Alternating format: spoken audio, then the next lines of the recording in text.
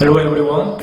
Mwiriwe mwese, I'm so glad to see you once again. nishimiye kongera kubona nanone. This evening we are going to read the book of Matthew chapter 7. Uyu mugoroba tugiye gusoma muri Matayo ibice 7. Matthew chapter 7 from verse 15 Matayo ibice cya 7 guhera ku murongo wa 15 through verse 23. kugeza ku 23. Matthew chapter 7 from verse 15 through 23. Matayo ibice 7 ku murongo wa 15 kugeza ku 23. Beware of false prophets who come to you in sheep's clothing, but inwardly they are ravenous the wolves. Mwirinde abahanuzi b'ibinyoma baza muri basa n'intama ariko imbere ari abasega ryana. You will know them by their fruits. Do men gather grapes from thorn bushes or figs from thistles? Muzamenyera ku mbuto zabo, mbese hari abasoroma imizabibu ku mugenge cyangwa imbuto z'umutini ku gitovu? Even so, every good tree bears good fruit, but a bad tree bears bad fruit.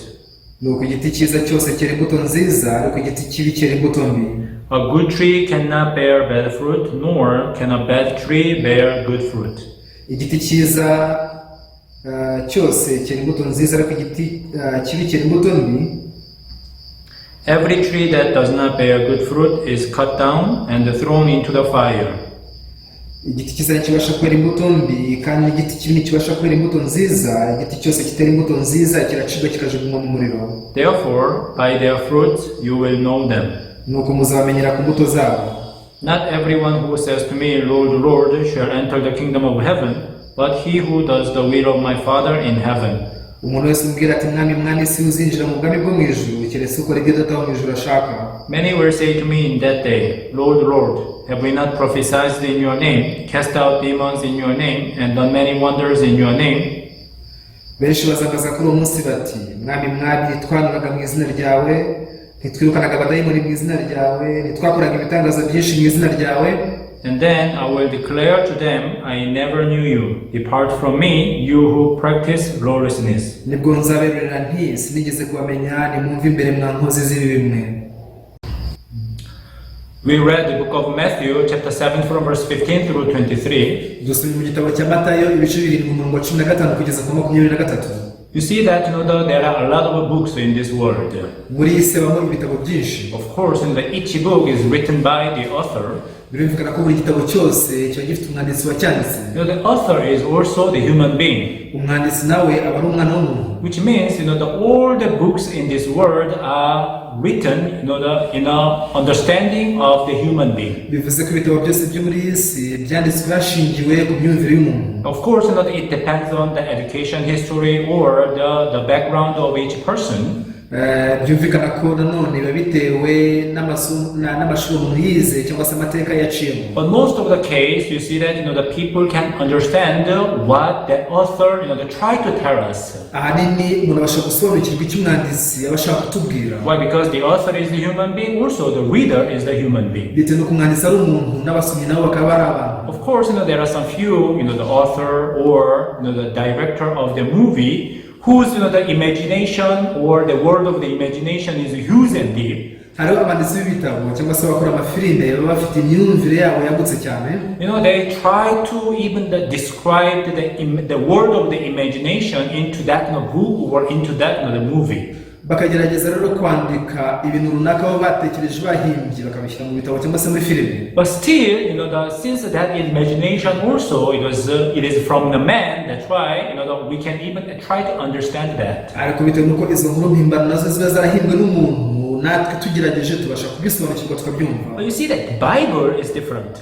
Ariko Bibiliya yo si uko. Bible is the book written by a man. Bibiliya ni igitabo cyanditswe n'umuntu. But this man, he was inspired by God. Umuntu ariko wabaga yarahumekewe n'Imana. It means that the author, the recorder of that the book, the Bible, it's not he did not record it with his own idea or with his own heart, but with the heart of God. Niyo mpamvu rero umwanditsi w'iki gitabo cya Bibiliya atacyandikanye umutima we bwite ahubwo yacyandikanye umutima w'Imana. That's why as you read the Bible, you cannot feel interesting. Niyo mpamvu iyo usomye Bibiliya wumva idashishikaje. Or even you cannot find the many stories which you can understand. Nta nubwo usangamo inkuru nyinshi ushobora gusobanukirwa. Why? Because in the Bible there are a lot of stories which you cannot understand. Ko muri Bibiliya harimo inkuru nyinshi cyane utabasha gusobanukirwa. I mean, actually, this Bible is not fun at all. Ibi Bibiliya kandi nta nubwo ibisekeje na busa. That's why other people, they are not interested in reading the Bible. Ni impamvu usanga abantu batajya bashishikarira gusoma Bibiliya. Even for me,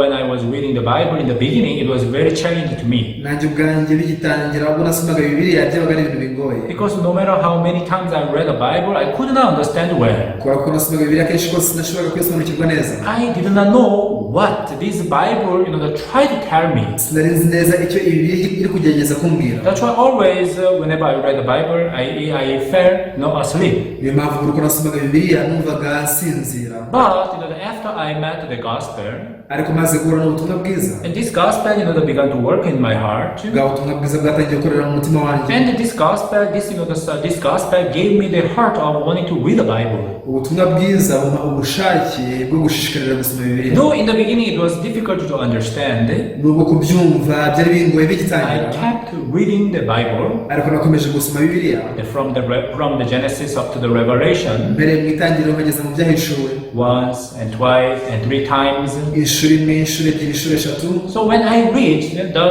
reached the 5 times, nageraga ku nshuro ya gatanu, so I began to understand the Bible little by little. natangiye gusobanukirwa Bibiliya buke buke. By the time that I read the whole Bible, from the Genesis up to Revelation 10 times, ubwo nari maze gusoma Bibiliya yose inshuro 10, I began to understand that these scriptures in the Bible, they are connected to one another. natangiye kumenya ku buryo bwose ibyanditswe byo muri Bibiliya byuzuzanya. And I could realize that this Bible should be interpreted by the Bible. nza kumenya ko Bibiliya igomba gusobanurwa na Bibiliya ubwayo. So as I was, reading the Bible, rero mu gihe nasomaga Bibiliya, now, I began to find out the heart of God. natangiye gutahura umutima w'Imana uhishemo. Yeah, to be more accurate, the God showed me, not me found. bivuze neza navuga ko ari Imana yabinyeretse, sinjye bitahura. It is not that I found the hidden meaning in the Bible, sinjye watahuye ubutumwa buhishe muri Bibiliya, but the Holy Spirit allowed me to find out the hidden meaning of the Bible.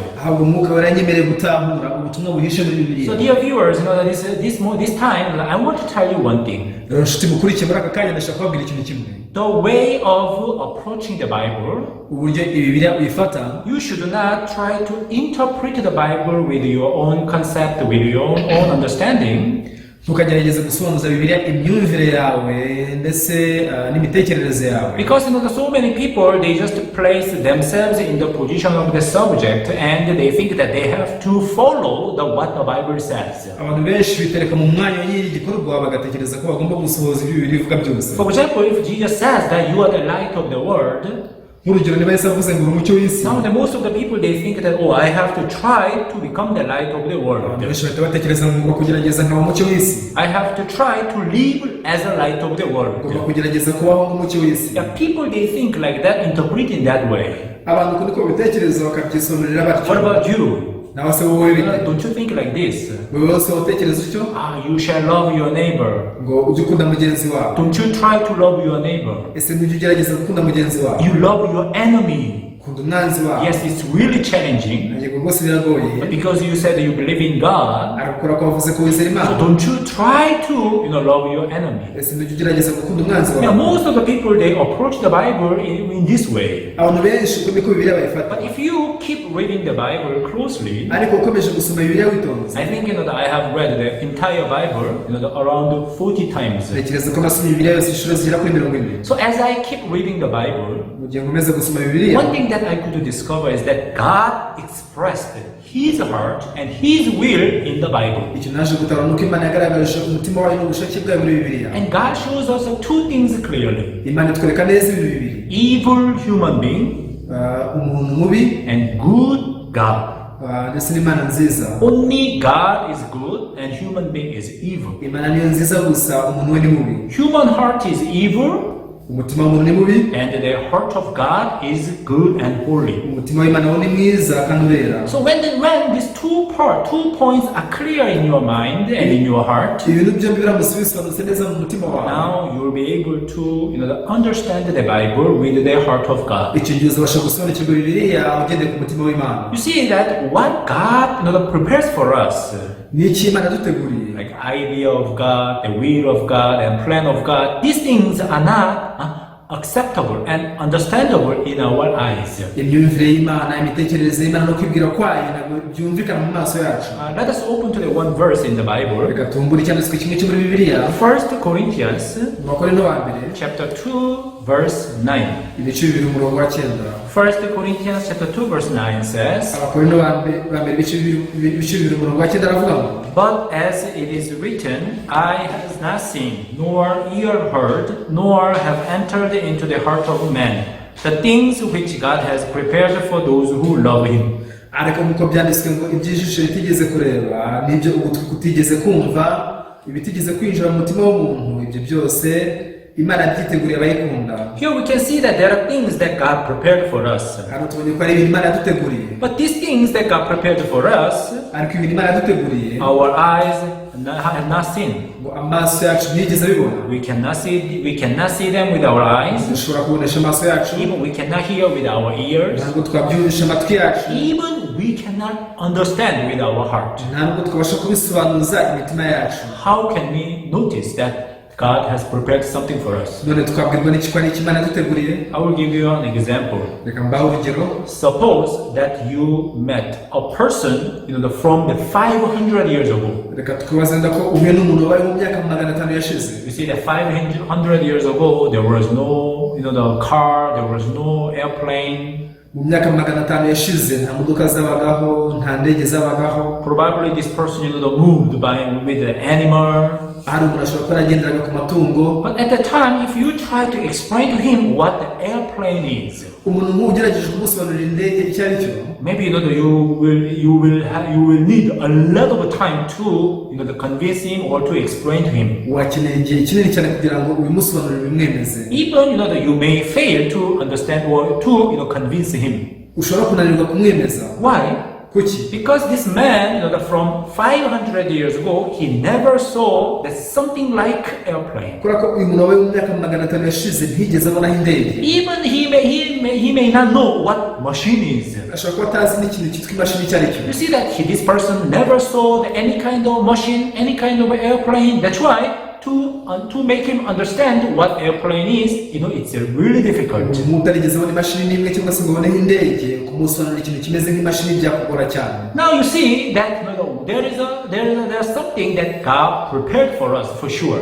koko hari ikintu runaka Imana yaduteguriye. Why? Because that is what Bible says. kubera ko nicyo Bibiliya ivuga. The problem is we have never seen with our eyes. ariko ikibazo ni uko tutigeze tukibonesha amaso yacu, We have never heard with the ears. twigeze tucyumvisha amatwi We yacu, cannot understand that. nta nubwo twabasha kugisobanukirwa. That's why, niyo mpamvu for us to accept what God prepared for us kugira ngo tubashe kwemera ibyo Imana yaduteguriye with our own ability or with our own things, we have no choice but to fail. mu bushobozi bwacu, binyuze mu bintu byacu bwite ntabwo twabibasha, byatunanira. No matter how hard you try, uko wagerageza cyane kose, with your own understanding, with your own effort, you cannot find what God prepares for you. mu myumvire yawe n'umurava wawe ntabwo ushobora gusobanukirwa ibyo Imana yaguteguriye. That's why the Bible says, niyo mpamvu Bibiliya ivuga ngo in order for you to receive the things that God prepared for you, you need faith. kugira ngo ubashe kwakira ibyo Imana yaguteguriye ukeneye kwizera. That's why, God says that it is only way to please God, and that is to have faith. icyo cyatuma Imana ivuga ko uburyo winezeza gusa ari ukwizera. Without faith, it is impossible to please God. aravuga ngo ariko utizera ntibishobora ko yinezeza. Do you know how you can please God? uzi uburyo wanezeza Imana? God has prepared something for you, hari ikintu runaka Imana yaguteguriye, and God wants to give you. Imana ikaba ishaka kukiguha. So, because God prepared something for you, kubera ko hari ikintu Imana yaguteguriye, and He wants you to receive, ikaba ishaka kucyakira. so when you receive it, that is when you can please God. iyo ucyakiriye nicyo gihe ubasha gushimisha Imana. For example, you see that mom prepares the delicious food for her children. urugero wenda umubyeyi ategura ibiryo biryoshye abana be. The way to please mom is for children to eat joyfully and eat all food that mom cooks for them. uburyo umwana anezeza nyina nuko yarya ibyo kurya byose yamuteguriye akabirya yishimye. In the same way, icyo kimwe rero God prepares the gift and His love and His mercy and His perfect salvation for us. Imana yaduteguriye impano zayo, ubuntu ndetse n'urukundo rwayo ndetse n'impano zitunganye. And God wants you to receive this preparation. Imana ikabishaka ko wakira ibyo yaguteguriye. The problem is you cannot see it with your eyes. That's why you just take it as nothing. Gusa ikibazo ni uko ntibabibonesha amaso yawe, niyo mpamvu bifata nk'ubusa. You just take as if you have nothing from God. Bifata nkaho ntacyo wahawe n'Imana. Though God prepared the salvation for you, nyamara nubwo Imana yaguteguriye agakiza, you live as if you never know what the salvation is. ubaho nkaho utigeze unamenya agakiza icyo ari cyo. Even though God prepared the eternal redemption for you, nubwo Imana yaguteguriye gucungurwa kw'iteka, you live as if you never discover this eternal redemption God prepares for you. ubaho nkaho utigeze utahura gucungurwa kw'iteka Imana yaguteguriye. Eternal redemption is prepared. gucungurwa kw'iteka kwarateguwe. Eternal life is prepared. ubugingo buhoraho bwarateguwe. God did everything for you to receive that eternal redemption and eternal life. Imana yakoze ibishoboka byose kugira ngo bakire ubugingo buhoraho ndetse no gucungurwa kw'iteka. But still you live with the condemnation, you live with fear. ariko ukomeza kwiciraho iteka ukabana n'ubwoba. Even though God has already prepared the perfect way for you to be delivered from the power of darkness to the kingdom of God, nubwo Imana yaguteguriye inzira itunganye wabohoka ukava mu kwiciraho iteka ukajya mu bwami bw'Imana. but because of ignorance or because of not having faith, you still live under the power of darkness. ariko bitewe no kutamenya cyangwa se bitewe no kutagira kwizera ukomeza kuba muri ubwo butware bw'umwijima. Because of this, the God is really sad. icyo kintu cyobaza Imana cyane. Now God prepared the perfect salvation for us. Imana rero dutegura agakiza gatunganye. That's why when we approach the Bible, niyo mpamvu mu gihe twegera Bibiliya, we should not approach the Bible trying to interpret these scriptures with our own understanding. ntabwo tugomba kwegera Bibiliya tugerageza kwisobanurira ibyanditswe tugendeye ku myumvire yacu. We need to approach the Bible being God-centered. dukeneye kumva Bibiliya duhagaze mu mwanya w'Imana. Because the word of God is logos in Greeks. mu kigereki cy'ijambo ry'Imana ryitwa logos. Logos means that there is the power in that word. ibyo bisobanura ko muri iryo jambo haba harimo imbaraga. So word of God is different from the word of man. rero ijambo ry'Imana ritandukanye n'ijambo ry'abantu. When I said that let there be darkness, ndamutse mvuze ntihabe umwijima, there is no darkness, right? nta mwijima urimo. So even if I say that, turn off the light, nubwo navuga nizimya amatara, I should add my action, my action to turn off the switch. ngomba kugereka ibikorwa byanjye byo gukanda kuri interrupteur. Why? Because my word does not have the power. bituruka amagambo yanjye nta mbaraga agira. I have to add my action. ngomba kugerekaho igikorwa. But the word of God is different. ariko ijambo ry'Imana ryo si uko. Because the word of God is the logos. kubera ko ijambo ry'Imana uko ariko ryitwa, It has the power to fulfill its word. rifite ubushobozi bwo gusohoza ibyo rivuze. That's why in the Genesis chapter 1, niyo mpamvu mu itangiriro igice cya when mbere, God said, let there be light, ubwo Imana yavuga ngo nihabeho umucyo, the Bible says there was light. Bibiliya ivuga ngo nuko habaho umucyo ubaho. It is not that, after God said that, the word that let there be light, that he tried to bring the light from somewhere. Imana ikimara kuvuga ngo nihabeho umucyo ntabwo yagombye kujya gushaka umucyo ahandi. We need to understand the difference between the word of God and the word of man. dukeneye kumenya itandukaniro hagati y'ijambo ry'Imana n'ijambo ry'umuntu. The problem is that many people, they approach the Bible with their own understanding. gusa ikibazo ni uko abantu benshi bumvisha Bibiliya n'imyumvire yabo. If to go to heaven, they try to interpret it according to their understanding. nko kujya mu ijuru bakagerageza kubyisobanurira bagendeye ku myumvire yabo. In order to go to heaven,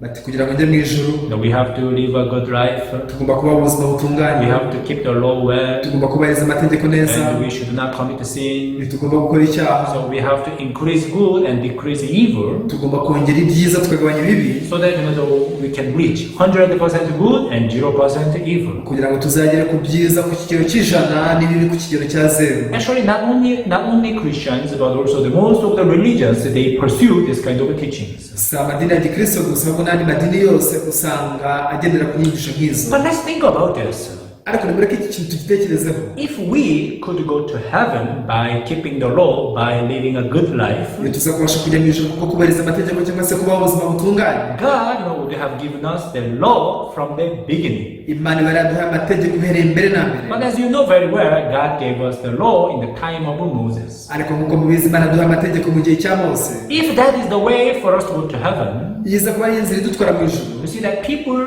before the Moses, abantu babayeho mbere y'igihe cya Mose even they had not had the chance to go to heaven. ntibaba baragize amahirwe yo kujya mu ijuru. Why? Because during the time there was no law. kubera ko icyo gihe nta mategeko yabagaho. You see that God did not give the law in the time of Adam. imana ntiyatanze amategeko mu gihe cy'adamu. Why? Kuki? Because that was not the perfect way for us to go to heaven. kubera ko ubwo si bwo bwari uburyo butunganye bwatujyana mu ijuru. God already prepared the way in order for us to go to heaven. imana rero yamaze kudutegurira inzira tujyana mu ijuru. That is by grace. iyo nzira ni iy'ubuntu. However, problem is that people did not know what the grace is. Even the people did not value it. gusa ikibazo ni uko batigeze bamenya ubuntu icyo ari cyo, abandi ntibanabuha agaciro. And the people did not know their true figure. abantu ntibigeze bamenya neza ishusho yabo, Though they are in need of the grace. nubwo bari bakeneye ubuntu. Because they are separated from God and they were perishing. kubera ko bari baratandukanijwe n'imana kandi bari barimo kurimbuka. The problem is that they never discovered their true image. ariko ikibazo ni uko batigeze batahura ishusho yabo nyayo. That's why in the middle God sent the law to us. niyo mpamvu bigezemo hagati imana yatwoherereje amategeko, So that this, the law can reveal our true image. kugira ngo aya mategeko ahishura ishusho yacu nyayo. So that this law can show us that we are 100% perfect sinners, who they are perishing. kugira ngo aya mategeko atwereke ko turi abanyabyaha ijana ku ijana barimo kurimbuka. And this law, that took us to the Christ. nuko aya mategeko adutwara kuri Kristo. And this is what Bible says. iki rero nicyo Bibiliya ivuga. So if you, approach the Bible with this kind of understanding, Bibiliya uramutse ubisomye ufite imyumvire nk'iyo, now these scriptures in the Bible will be seen in your eyes in a different way. ibyanditswe byo muri Bibiliya biza kugaragarira mu maso yawe mu buryo butandukanye. Today I read the Matthew chapter 7. uyu munsi nasomye muri Matayo ibice birindwi. I want us to read the verse by verse. ndashaka tuhasome umurongo ku wundi. Matthew chapter 7 verse 15. Matayo ibice birindwi umurongo wa 15. Beware of false prophets who come to you in sheep's clothing, but inwardly they are ravenous wolves. haranditswe ngo mwirinde abahanuzi b'ibinyoma baza muri basa n'intama ariko imbere ari amasega aryana. Who are false prophets? ese abahanuzi b'ibinyoma ni bantu ki? The false prophet, of course, they lie, right? abahanuzi b'ibinyoma byumvikana ko babeshya. Now you see that the meaning of the prophet. ubusobanuro bw'umuhanuzi. The prophets, they prophesied, right? abahanuzi barahanura, sibyo? Now the prophets, they are ones, who prophesize the vision of God and will of God. abahanuzi bahanura ubushake bw'Imana ndetse n'amabonekera y'Imana. So, according to the Bible, the prophets, they are not supposed to speak their own word. ugendeye kuri Bibiliya abahanuzi ntibakwiye kuvuga amagambo yabo bwite. The prophets in the Bible, they always spoke the word of God. abahanuzi muri Bibiliya igihe cyose bavugaga ijambo ry'Imana. As they heard the word of God, they just spoke it. They delivered this message. ubwo bumvaga ijambo ry'Imana kuko niko barivugaga batambutsaga ubwo butumwa. False prophet, what does this mean? none abahanuzi b'ibinyoma ngo ni ukuvuga These iki? people, they speak their own word, aba nabo bavugaga amagambo yabo bwite not the word of God. bitari amagambo y'Imana. Teachings of human beings. bigishaga inyigisho z'abantu. Understandable the ideas of human beings. ni ibitekerezo by'abantu byumvikana. Understandable the opinions of human beings. ni ibitekerezo by'abantu byumvikana. Yeah, whoever speak such things, umuntu wese uvuga ibintu nk'ibyo they are false prophets. ni umuhanuzi w'ibinyoma. Even me, I myself, if I speak whatever is different from the Bible, I am a false prophet. nanjye ubwanjye ndamutse mvuze ibihabanye na Bibiliya naba ndi umuhanuzi w'ibinyoma. That's why you see that here the Bible says, niyo mpamvu na Bibiliya ivuga ngo every man liar, let God be true. ahubwo Imana iboneka ko ari inyangamugayo naho umuntu wese yamubeshye. Every man liar. umuntu wese ni umubeshyi. If you speak whatever things from man, uramutse uvuze ibiva ku muntu uko byemeze because the kose. Bible says the thoughts of God and thoughts of man are different. bitewe n'uko bivuga ko iby'Imana yibwira bihabanye n'iby'umuntu yibwira. You see that the people who speak the word of man, abavuga ijambo ry'umuntu because the word of man is different from the word of God. bitewe n'uko ijambo ry'umuntu ritandukanye n'ijambo You see ry'Imana. that this word of man is the lie. ijambo ry'umuntu ni ikinyoma. Because the Bible says every man is a liar. ku Bibiliya avuga ngo umuntu wese ni umubeshyi. So false prophet is the one who speak the word of man. umuhanuzi w'ibinyoma rero ni uvuga ijambo ry'umuntu. Yeah, we are human beings. ni koko turi abana. That's why this word of man, it sounds more understandable, even more convincing. niyo mpamvu ijambo ry'umuntu ryumvikana cyane kandi rikaba ryemeza cyane kurushaho. As I, gave you the example to begin with, nk'uko nabahaye urugero ntangira. you see that books written by man, it is easy to understand. ibitabo byanditswe n'abantu kubyumva biroroshye. But the reason why the Bible is very difficult to understand, ariko impamvu Bibiliya igoranye cyane kuyumva it is because the Bible is not written by man, but written by God. ni ukubera ko bibiri itanditswe n'umuntu ahubwo yanditswe n'Imana. That's why even if we read the Bible, it's difficult to understand. niyo mpamvu nubwo twasoma bibiliya bigoye kuyumva, Even it's not fun at all. nta nubwo kandi isekeje na busa. Why? Because the thoughts of God is different from the thoughts of man. ibyo Imana yibwira bihabanye n'ibyo abantu bibwira. Now here we can see ubu rero dushobora kubona ko verse 16. umurongo wa 16, You will know them by their fruits. Haravuga Do ngo, men gather grapes from thorn bushes or figs from thistles? muzabamenyera ku mbuto zabo, mbese hari abasoroma imizabibu ku mugenge cyangwa imbuto z'umutini ku gitovu. You will know them by their fruits. muzabamenyera ku mbuto zabo. I believe that you might have heard this kind of interpretation of this verse. ndamenya neza ko ushobora kuba wumvise iki cyanditswe gisobanurwa ngo People who live with the bad behavior, abantu babana n'imico mibi, people who do the bad things, abakora amabi, they are evil, they are bad people. abo ni abantu babi. But you see, the true Christians, they live a good life. ariko abakristo beza babaho ubuzima butunganye. Which means you shall know them by their fruit. Fruits, people interpret it as their action, as their behaviors. ijambo rivuga ngo muzamenyera ku mbuto zabo. izi mbuto abantu bazisobanura uko bishakiye bakazita ibikorwa. Because the people, they approach the Bible with their own understanding. bitewe n'uko bibiliya abantu bayumvisha imyumvire yabo. That's why they try to interpret this fruit with their action. niyo mpamvu izi mbuto bagerageza kuzitirira ibikorwa. But listen to me carefully. ariko nimuntege amatwi neza. Here we can see that verse 17. hano dushobora kureba ku murongo wa 17. Even so, every good tree bears good fruit, but a bad tree bears bad fruit. nuko igiti cyiza cyose cyera imbuto nziza, ariko igiti kibi cyera imbuto mbi.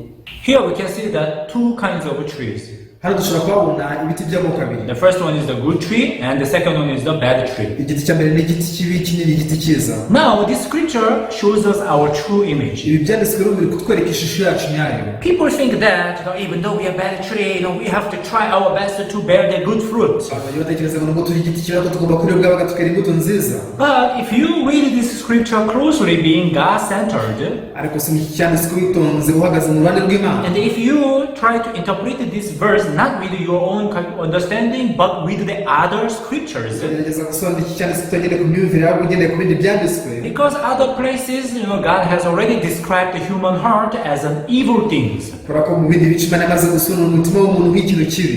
The human heart is evil continually. umutima w'umuntu ni mubi gusa kugeza iteka. The heart is the deceitful above all things and desperately wicked. umutima w'umuntu wangiritse kurenza ibindi byose kandi urahindanye cyane. So based on these verses, we are able to get to know that a human heart is evil. tugende kuri ibyanditswe byose tubasha kumenya ko umutima w'umuntu ari mubi. It means that we human beings, we are bad tree. bisobanuye ko twebwe abantu turi igiti kibi. We are bad tree. turi igiti kibi. So even another verse that says that only God is good. ikindi cyanditswe kivuga ko Imana ari nziza gusa. Only God is good tree. Imana niyo giti cyiza yonyine. And we human beings, you and me, we are bad tree. twebwe abana b'abantu wowe ndetse nanjye turi ibiti bibi. Good tree bears good fruit. igiti cyiza cyera imbuto nziza. Bad tree bears bad fruit. This is unchangeable truth. igiti kibi kikera imbuto mbi, uku niko kuri kudahinduka. So this is what Jesus wanted to teach us. ikiraro nicyo Yesu yashatse kutwigisha. You are the bad tree. ngo uri igiti kibi. You are the bad tree. uri igiti kibi. No matter how hard you try, you cannot bear the good fruit. wagerageza cyane kose ntabwo wakwera imbuto nziza. Only God can bear the good fruit. Imana niyo yonyine gusa ishobora kwera imbuto nziza. Even though the Bible has already concluded that we are the bad tree, therefore we have no choice but to bear the bad fruit. nubwo Bibiliya yamaze kwanzura ko turi igiti kibi kubw'iyo mpamvu nta mahitamo twagira usibye kwera imbuto mbi. Still so many people, they approach the Bible with their own understanding. kugeza n'ubu abantu benshi bagerageza kumvisha Bibiliya imyumvire yabo. And they try to bear the good fruit. bakagerageza kwera imbuto nziza. Yeah, probably that you may bear the good fruit according to the eyes of a human being. aha rero dushobora kwera imbuto nziza ugendeye ku maso y'abantu. People may say that you are a really good person. abantu bashobora kuvuga ko bati kuko uri umuntu mwiza. However, nyamara in the eyes of God, mu maso y'Imana, because God does not look your appearance, kubera ko Imana itajya yitegereza uburyo usa, God looks your heart. Imana ireba ku mutima wawe. And God has already concluded that the heart is deceitful above all things and desperately wicked. Imana amaze kwanzura ko umutima wawe uhindanye cyane kandi ko ari mubi cyane. Many people, they are supposed to admit that they are evil trees, but they do not admit this and they try to bear the good fruit.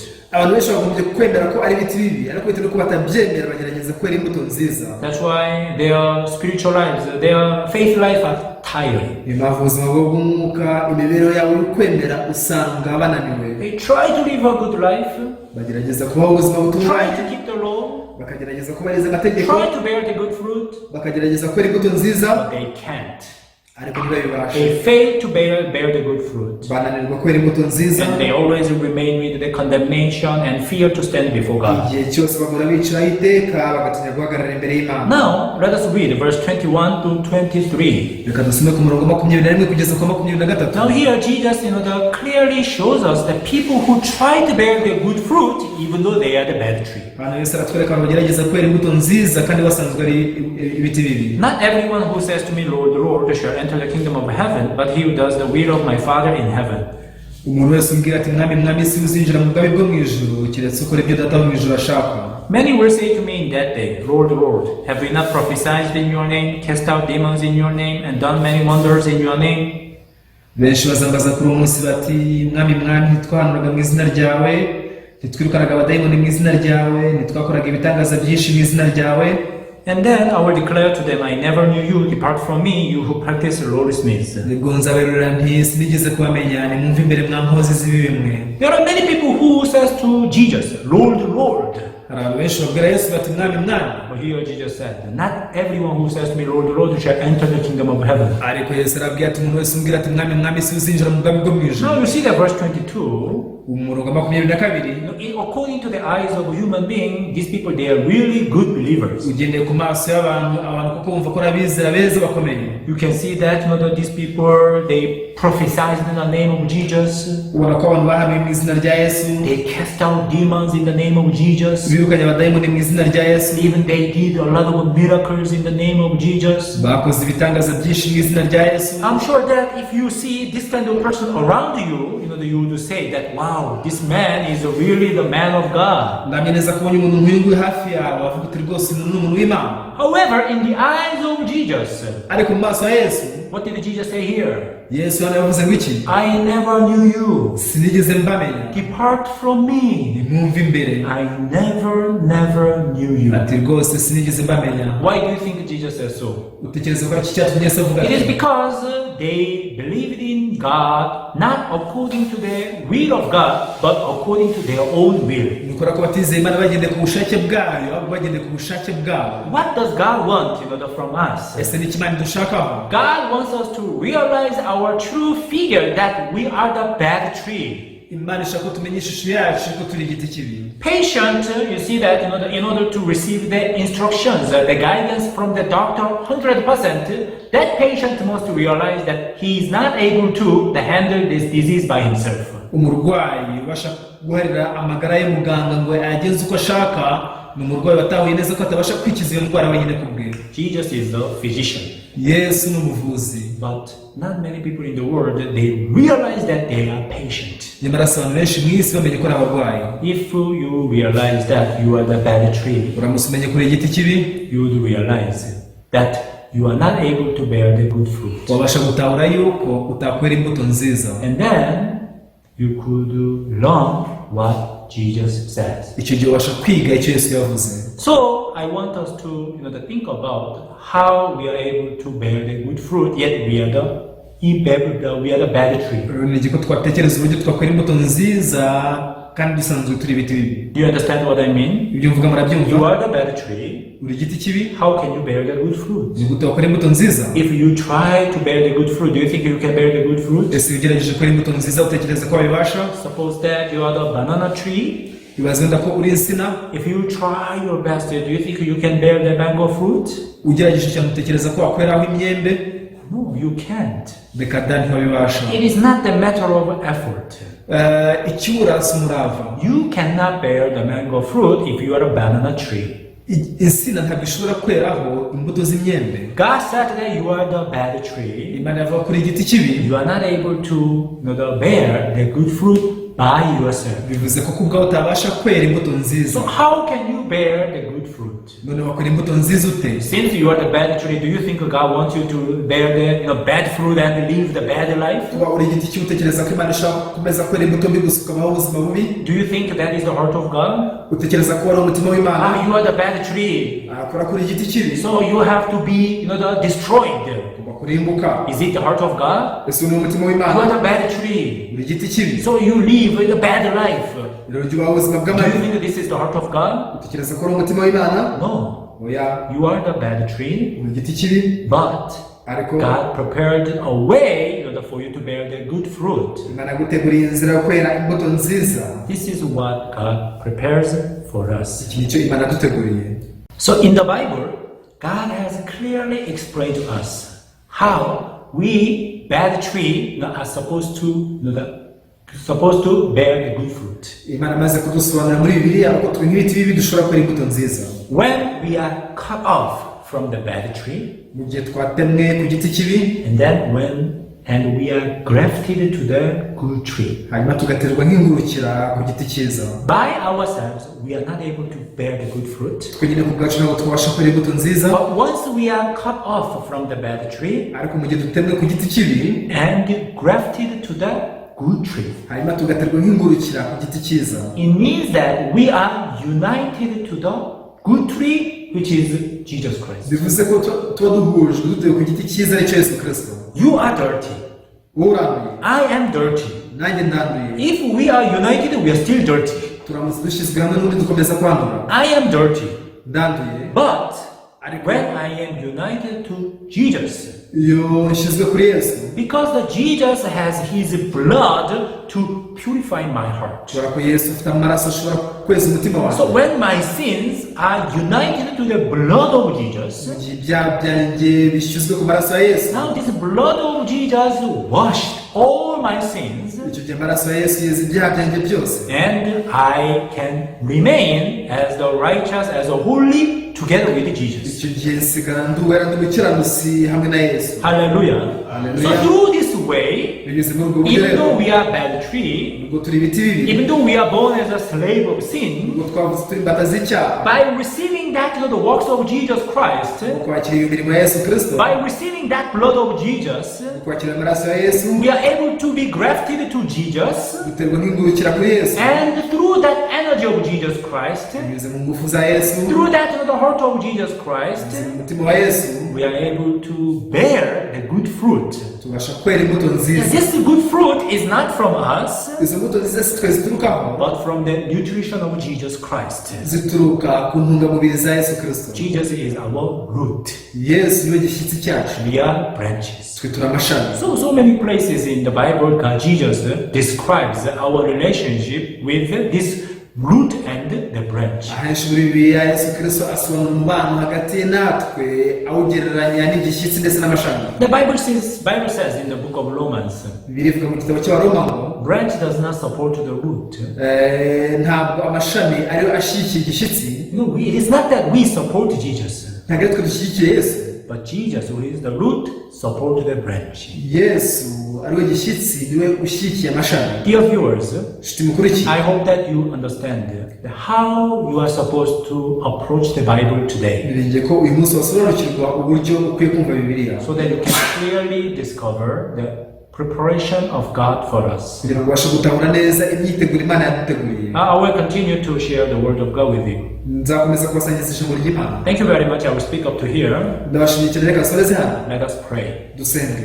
Heavenly Father, we thank you. Data wo mu ijuru turagushimye, We are in presence of you, Lord. turi imbere yawe Nyagasani. Bible clearly shows us that we are bad tree. Bibiliya itwereka neza ko turi ibiti bibi, It is impossible for us to bear the good fruit. ntibishoboka ko twakora imbuto nziza, But we are deceived by Satan into thinking that now that we have to bear the good fruit to be accepted by God. ariko twashutswe na Satani twibwira ko tugomba kwera imbuto nziza kugira ngo twemerwe n'Imana. n'imana. That's why the Bible clearly says that my people have committed two evils. And the first is they forsake me, and second is they try to find the water by themselves. Icyatumye Bibiliya ivuga ngo abantu banjye bakoze ibyaha bibiri, icya mbere ngo baranyemuye, ikintu cya kabiri ngo bagerageza kwishakishiriza amazi ku bwabo. Now we never thought that trying to find the water, that is the second evil. Ntabwo twigeze dutekereza ko kugerageza kwishakishiriza amazi aricyo kibi cya kabiri. People try to do good by themselves, and they never thought that this is the evil. Abagerageza gukora ibyiza ku bwabo ntibigira batekereza ko icyo ari ikibi. But when we check the Bible, ariko iyo tugenze muri Bibiliya, God clearly says that that we are evil. That's why we cannot bear the good fruit. Imana yavuze neza ko turi babi bityo tutabasha kwera imbuto nziza. But the Satan deceives us into thinking that we have to bear the good fruit. Ariko Satani adushishikariza kwibwira ko tugomba kwera imbuto nziza. And because of the thought, we hesitate to return to you, Lord. Ibyo bitekerezo bigatuma dushidikanya kugarukira Nyagasani. Father, when we return to you, Lord, Data, iyo tugarukira Nyagasani, you are more than able to make us bear the good fruit. Ushoboye cyane gutuma twera imbuto nziza. Why? Because you are supplying us with your energy and your power and your goodness. Kubera ikikora ko uduha ingufu zawe, imbaraga zawe ndetse n'ineza yawe. Father, we are holy not because we live the holy life. Data, turabera atari ukora ko twabaye ubuzima bwera. We are righteous not because we live the righteous life. Turabakiranutsi atari ukora ko tubaho ubuzima bukiranuka. We are holy and we are righteous because you have provided us with your righteousness and your holiness through Jesus Christ. Turabera, turabakiranutsi kuko ko twakiriye kwera kwawe guturutse kuri Yesu Kristo. Father, we thank you. Data, turagushimira. We glorify your name only. Duhimbaje izina ryawe gusa. I pray everything in the name of Jesus. Sinze byose nizeye mu izina rya Yesu. Amen. Amen. Thank you very much. Murakoze cyane. See you next time. Naho ubutaha.